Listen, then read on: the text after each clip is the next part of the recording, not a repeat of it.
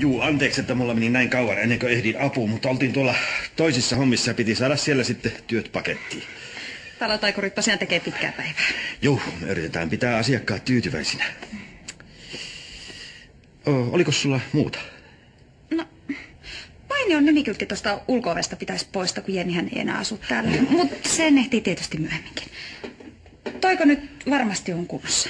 Joo, ei pitäisi enää vuotaa. Kiitos.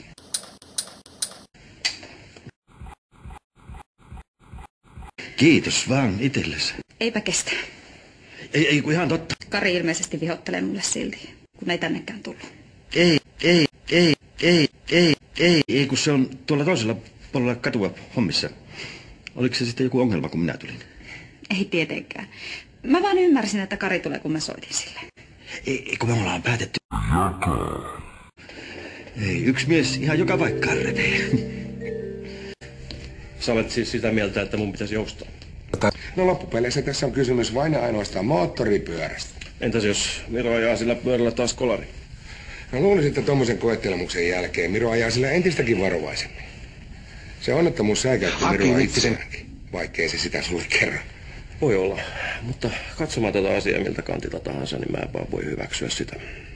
Kun mä olen kerran sanonut ei, niin se on silloin ei. Mutta hei, tässä on siitäkin kyse. mitä väliä?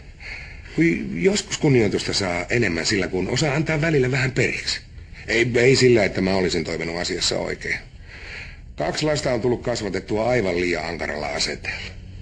Mutta mä tässä puutun sun asioihin. Vaan sen takia, että sun ei tarvitsisi tehdä samoja virheitä kuin mä.